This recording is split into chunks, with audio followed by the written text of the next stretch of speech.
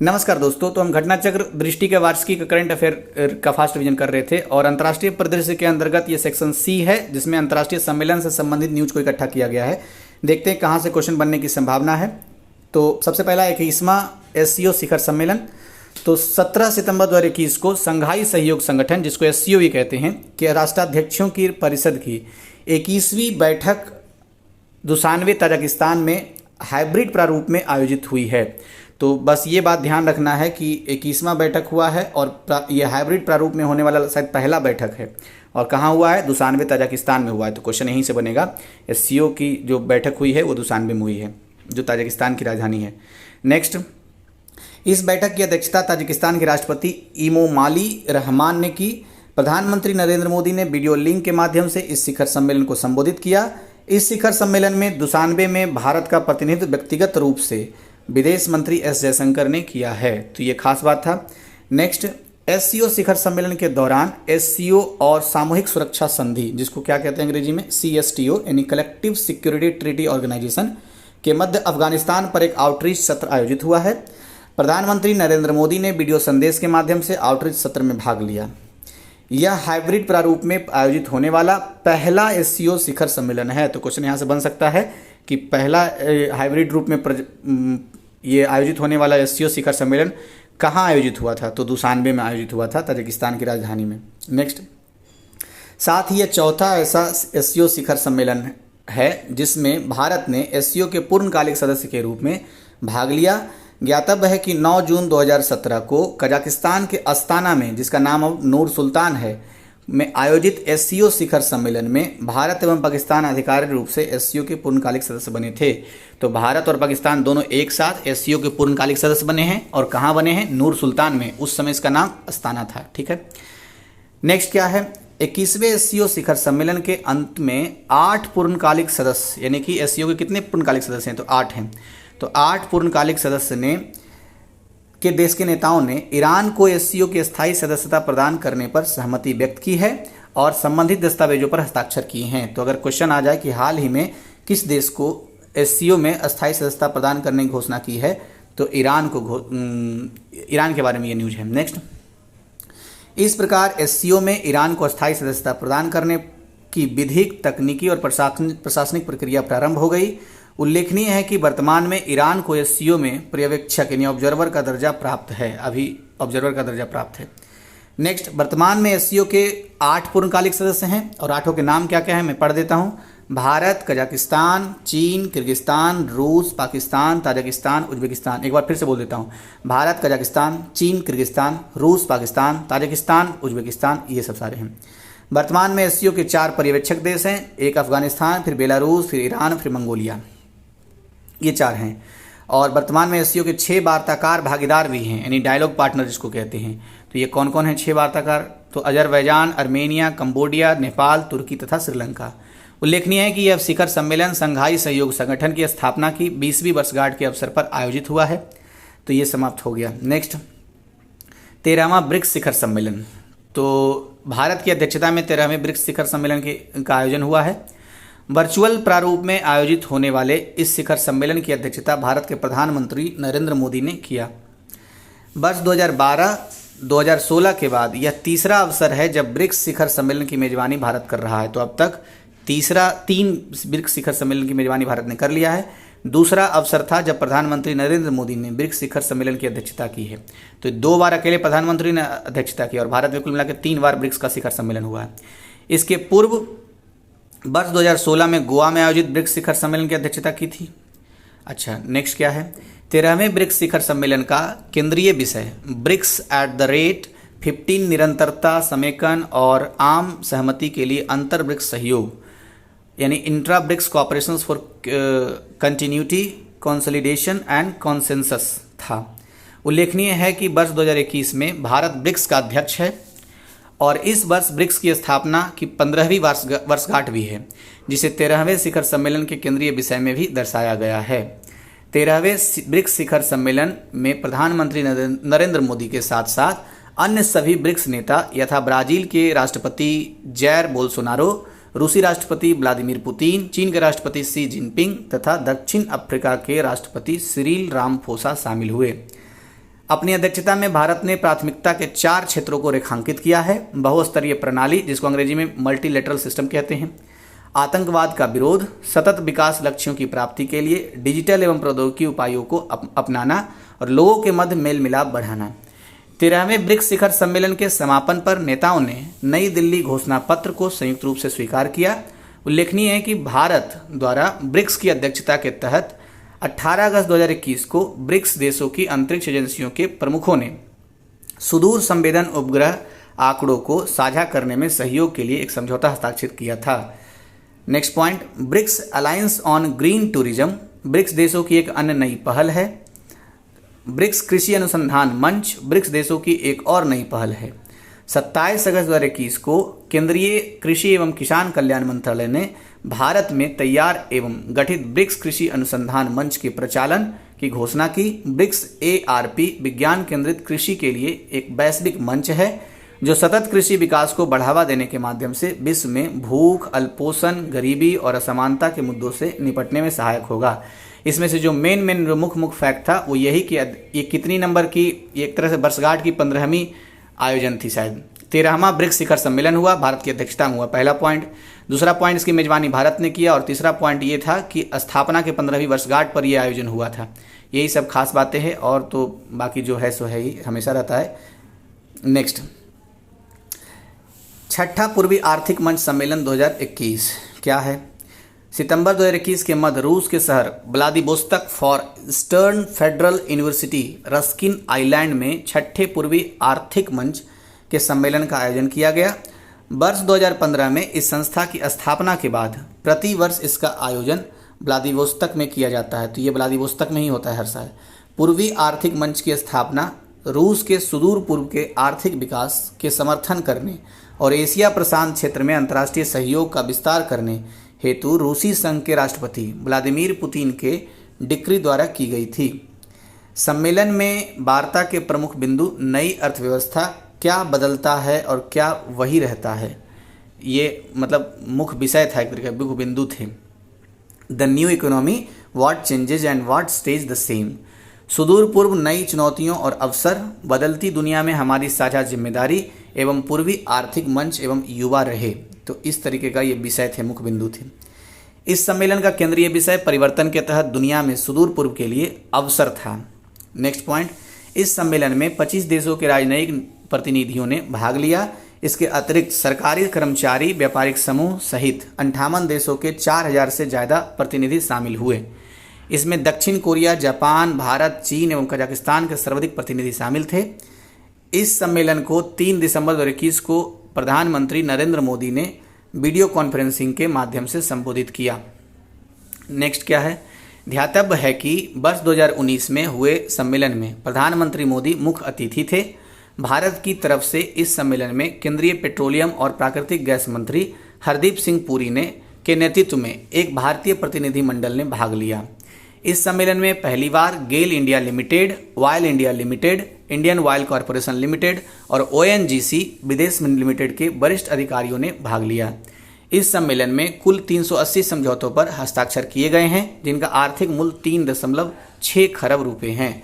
मेरे हिसाब से इतना जरूर पढ़ा हूँ, लेकिन मुझे लगता है कि 1-2 ही महत्वपूर्ण फैक्ट है। सबसे पहला ये कि पूर्वी आर्थिक मंच का सम्मेलन 2021 में कहाँ हुआ है, तो व्लादिवोस्तोक में हुआ है। ये सबसे महत्वपूर्ण फैक्ट है, बाकी और सारे सिर्फ न्यूज़ है मेरे ख्याल से। बाकी ये सब हो सकता है कि पहली बार भारत की कौन कौन सी कंपनी ने शामिल लिया है, इनमें से नहीं लिया है कौन, तो ये वाली बात है। तो GAIL India limited, oil India limited और इंडियन ऑयल कॉरपोरेशन लिमिटेड और ONGC विदेश लिमिटेड। तो 1, 2, 3, 4 कंपनी है भारत की। नेक्स्ट देखते हैं 47वां G7 शिखर सम्मेलन।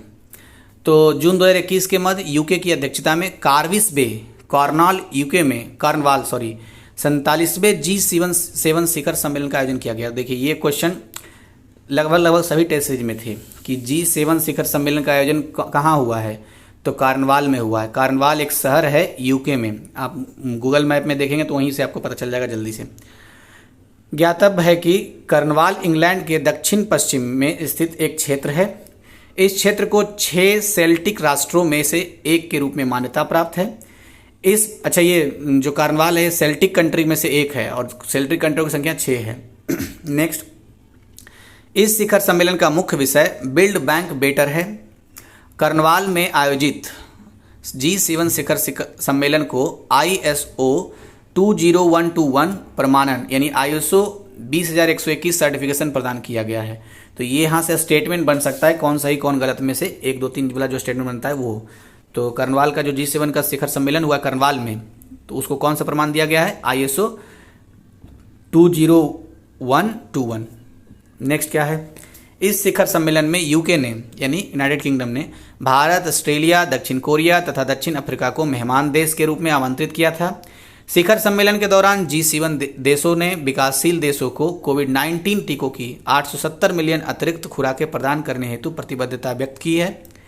ये खुराकें पूर्व में अमेरिका एवं यूके द्वारा क्रमशः 250 मिलियन एवं 100 मिलियन खुराकें प्रदान करने की प्रतिबद्धता के अतिरिक्त होगी। नेक्स्ट, इस प्रकार फरवरी 2021 से अब तक G7 देशों द्वारा कोविड-19 टीकों की कुल 1 बिलियन खुराकें प्रदान करने की प्रतिबद्धता की गई है। G7 नेताओं ने वैश्विक कर सुधारों पर एक ऐतिहासिक प्रतिबद्धता पर सहमति व्यक्त की है। इस प्रतिबद्धता के तहत G7 नेता न्यूनतम 15% की दर से एक वैश्विक न्यूनतम निगम कर के सिद्धांत पर सहमत हुए हैं। तो देखिए ये जो है ये पॉइंट बहुत खास है, मेंस पॉइंट ऑफ व्यू से भी ये पॉइंट सही लग रहा है। तो क्वेश्चन ऐसे बन सकता है कि हाल ही में ग्लोबल मिनिमम कॉरपोरेट टैक्स की अवधारणा किस शिखर सम्मेलन में निर्मित हुई है या फिर आई है? तो G7 के शिखर सम्मेलन जो कर्नवाल में हुआ, यूके कर्नवाल में, उसमें यह आया है कि 15% न्यूनतम वैश्विक न्यूनतम कर के बारे में बात किया गया, निगम कर के बारे में।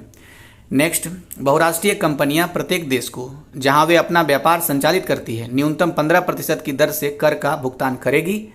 इस शिखर सम्मेलन के दौरान G7 समूह ने चीन के बेल्ट एंड रोड इनिशिएटिव के प्रत्युत्तर में बिल्ड बैक बेटर वर्ल्ड, फिर से बोलता हूँ, बिल्ड बैक बेटर वर्ल्ड नामक एक वैश्विक बुनियादी ढांचा परियोजना का अनावरण किया। तो ये सब सारे ग्लोबल मिनिमम कॉरपोरेट टैक्स 15% का और बिल्ड बैक बेटर वर्ल्ड, तो ये वाले भी पॉइंट और कर्नवाल, ये 3 पॉइंट महत्वपूर्ण है G7 से क्वेश्चन बनने के लिए। B3W मतलब कि B3 का मतलब होगा बिल्ड बैक बेटर वर्ल्ड। तो बिल्ड बैक बेटर वर्ल्ड पहल के माध्यम से निम्न और मध्य आय वाले देशों में बुनियादी ढांचे के विकास हेतु आवश्यक लगभग $40 ट्रिलियन राशि उपलब्ध कराने का प्रयास किया जाएगा। ब्रिटिश प्रधानमंत्री बोरिस जॉनसन के आमंत्रण पर प्रधानमंत्री नरेंद्र मोदी ने 12 से 13 जून 2021 को वर्चुअल प्रारूप में G7 शिखर सम्मेलन में संपर्क सत्रों में प्रतिभाग किया था, मतलब कि वहाँ भाग लिए थे। यह दूसरा अवसर है जब प्रधानमंत्री नरेंद्र मोदी ने G7 शिखर सम्मेलन में प्रतिभाग किया है। ज्ञातव्य है कि 2019 में बियारिट्ज फ्रांस में आयोजित G शिखर सम्मेलन से भारत को सद्भावना भागीदार के रूप में यानी कि गुडविल पार्टनर के रूप में आमंत्रित किया गया था।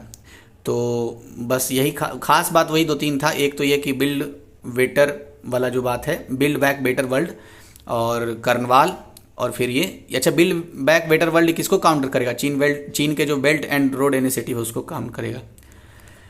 नेक्स्ट है heart of Asia Istanbul process 9वां मंत्रिस्तरीय सम्मेलन। देखिए अगर आपके पास बुक है ना तो नीचे अंडरलाइन करते जाइए, क्योंकि ऐसे तो कंसंट्रेशन रहना बड़ा मुश्किल है, क्योंकि जहां महत्वपूर्ण रहेगा वहीं क्वेश्चन बनेगा। मैं सारा पढ़ दे रहा हूं। तो heart of Asia Istanbul process के बारे में जो है 9वां मंत्रिस्तरीय सम्मेलन मैं पढ़ता हूं क्या है। दुशानबे यानी ताजिकिस्तान, अच्छा दुशानबे से संबंधित एक न्यूज और था SCO से संबंधित। तो दुशानबे ताजिकिस्तान में heart of Asia Istanbul process का 9वां मंत्रिस्तरीय सम्मेलन आयोजित हुआ। इस सम्मेलन की अध्यक्षता ताजिकिस्तान एवं अफगानिस्तान के विदेश मंत्रियों द्वारा की गई। तो क्वेश्चन ऐसे बन सकता है कि हार्ट ऑफ एशिया जो 9वां मंत्रिस्तरीय सम्मेलन हुआ कहाँ हुआ है? तो दुशानबे ताजिकिस्तान की राजधानी में हुआ है।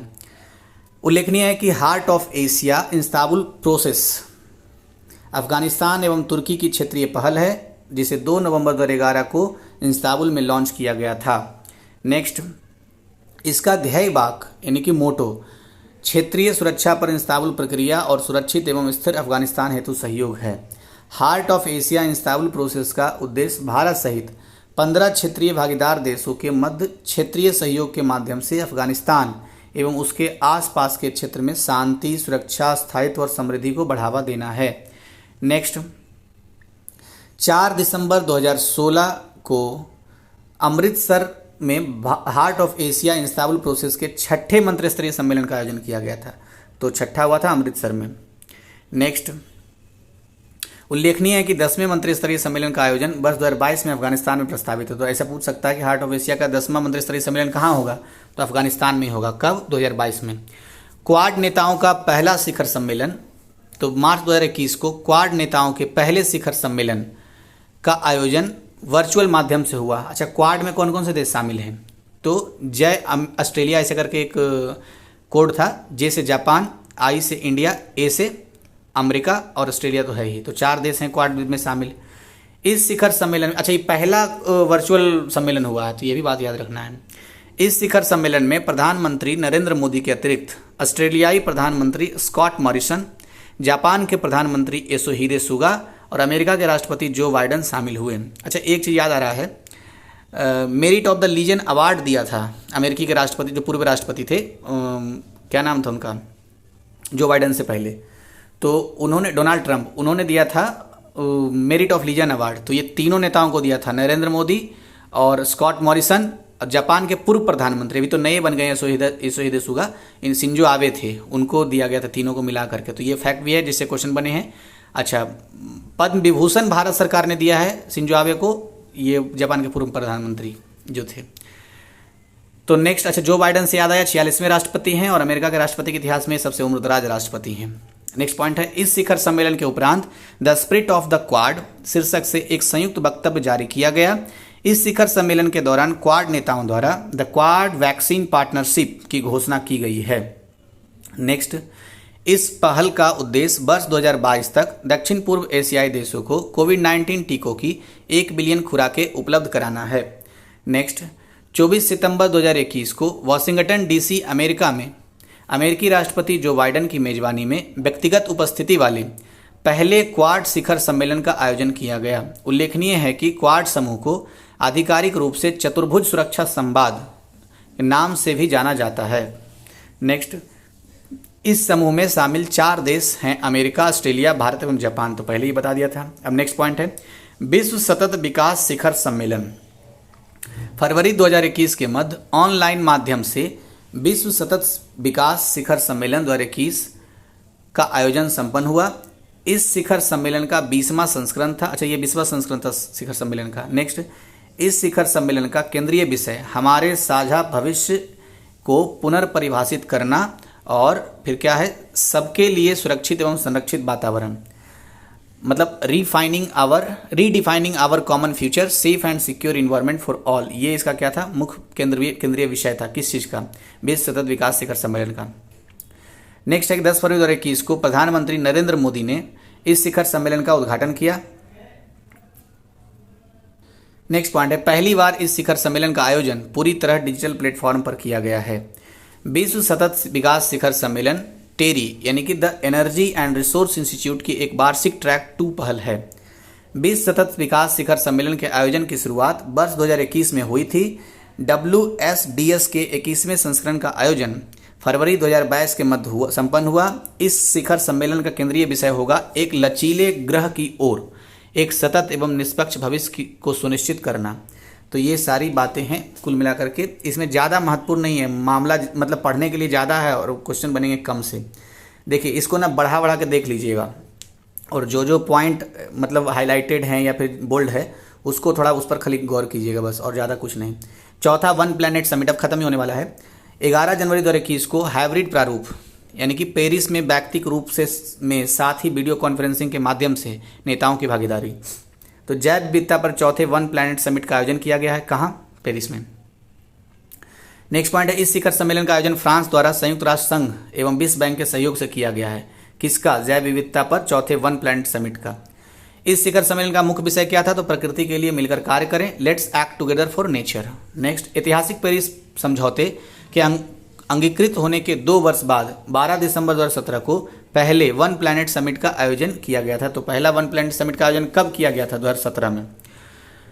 नेक्स्ट, दूसरे वन प्लैनेट समिट का आयोजन 26 सितंबर 2018 को न्यूयॉर्क शहर में संपन्न हुआ। तो पहला हुआ था पेरिस में और दूसरा हुआ है न्यूयॉर्क में, तीसरा, जबकि वन प्लैनेट समिट का तीसरा संस्करण 14 मार्च 2019 को पूर्वी अफ्रीका के देश केन्या की राजधानी नैरोबी में संपन्न हुआ है।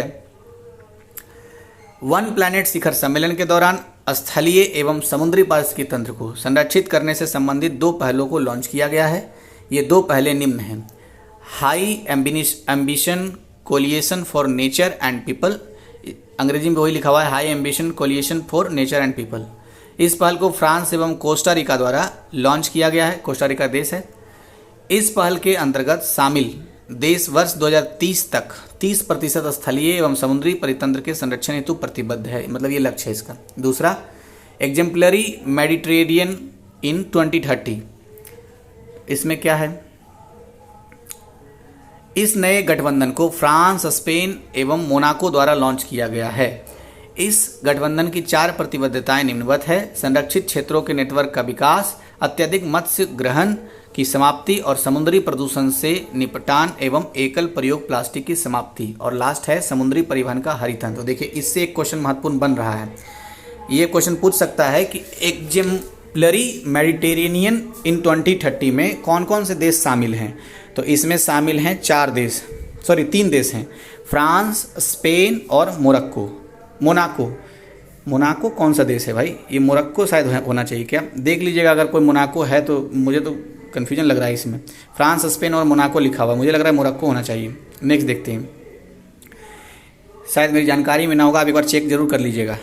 नेक्स्ट पॉइंट है, पशुओं से उत्पन्न होने वाली नई महामारियों की रोकथाम हेतु अंतर्राष्ट्रीय सहयोग की स्थापना के उद्देश्य से फ्रांस ने प्री जोड़ पहल की लॉन्च की है। नेक्स्ट है चौथा वन प्लैनेट समिट। तो ये थोड़ा महत्वपूर्ण है, इसमें से क्वेश्चन बन सकते हैं। तो जनवरी 2021 को हाइब्रिड प्रारूप में जैव विविधता पर चौथे वन प्लैनेट समिट का आयोजन किया गया, यानी इससे पहले 3 हो चुका है। यही रीड बिटवीन द लाइन आ रहा है। चौथा ये हुआ है और 3 इससे पहले हो चुका है। इस शिखर सम्मेलन का आयोजन फ्रांस द्वारा संयुक्त राष्ट्र संघ और विश्व बैंक के सहयोग से किया गया है। इस शिखर सम्मेलन का जो मुख्य विषय था, थीम, वो प्रकृति के लिए मिलकर कार्य करें, यानी let's act together for nature था। ऐतिहासिक पेरिस समझौते जो कि 2015 में हुआ था के अंगीकृत होने के 2 वर्ष बाद 12 दिसंबर 2017 को पहले वन प्लैनेट समिट का आयोजन हुआ था। तो सबसे पूछ देगा क्वेश्चन कि सबसे पहला वन प्लैनेट समिट का आयोजन कब हुआ था? 2017 में हुआ था, और यह भी हुआ है चौथा। और पेरिस समझौता जो हुआ है उसके 2 वर्ष बाद, तो 2015 में हुआ था पेरिस समझौता। नेक्स्ट पॉइंट, दूसरे वन प्लैनेट समिट का आयोजन कहाँ हुआ? तो ये न्यूयॉर्क शहर USA में हुआ है, यहाँ पर देखिए। जबकि वन प्लैनेट समिट तीसरा संस्करण 14 मार्च 2019 को पूर्वी अफ्रीकी देश केन्या की राजधानी नैरोबी में हुआ है, और नैरोबी में ही UNDP का हेडक्वार्टर है।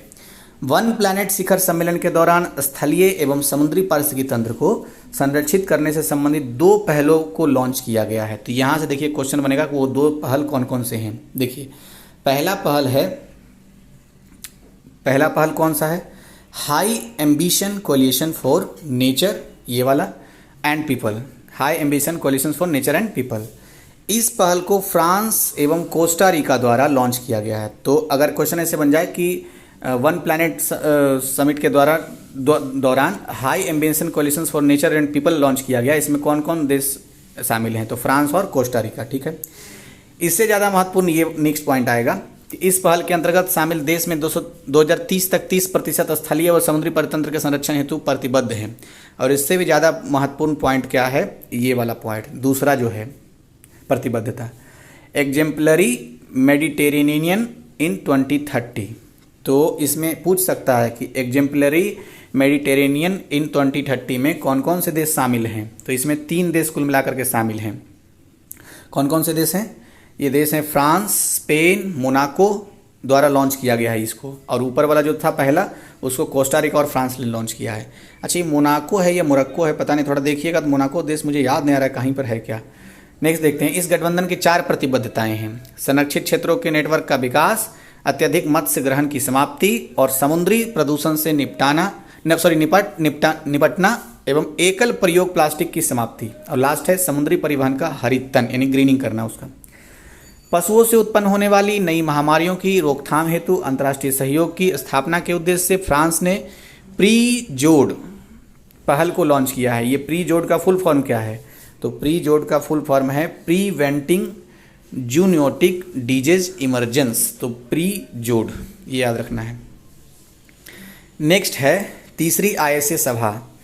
तो अक्टूबर 2020 के मध्य वर्चुअल माध्यम से अंतर्राष्ट्रीय सौर गठबंधन यानी कि इंटरनेशनल सोलर अलायंस की तीसरी सभा का आयोजन किया गया। ISA की पहली सभा 2 से 5 अक्टूबर 2018 में मध्य ग्रेटर नोएडा में आयोजित हुई थी, यानी ग्रेटर नोएडा में। और नेक्स्ट है कि दूसरी ISA सभा अक्टूबर 2030 से 1 नवंबर 2021 तक नई दिल्ली में संपन्न हुई। तो पहला नोएडा में, दूसरा नई दिल्ली में और तीसरा वर्चुअल माध्यम से हुआ है। नेक्स्ट, ISA की तीसरी सभा के दौरान सदस्य देशों द्वारा ISA के संस्थापक देशों भारत और फ्रांस को अगले 2 वर्ष के लिए पुनः क्रमशः अध्यक्ष और सह अध्यक्ष के रूप में चुना गया है। तो अध्यक्ष भारत, सह अध्यक्ष फ्रांस, और ये दोनों ही संस्थापक सदस्य हैं। ISA के क्षेत्रीय विस्तार के उद्देश्य से सभा ने 4 क्षेत्रों को प्रतिनिधित्व करने के लिए 4 नए उपाध्यक्षों का भी चुनाव किया है। वो कौन कौन हैं तो देखते हैं अभी। ये हैं फिजी एवं नौरू एशिया प्रशांत क्षेत्र के लिए, मॉरिशस एवं नाइजर अफ्रीका क्षेत्र के लिए, UK एवं नीदरलैंड यूरोप एवं अन्य क्षेत्रों के लिए, क्यूबा एवं गुयाना लैटिन अमेरिका और कैरेबियन क्षेत्र के लिए।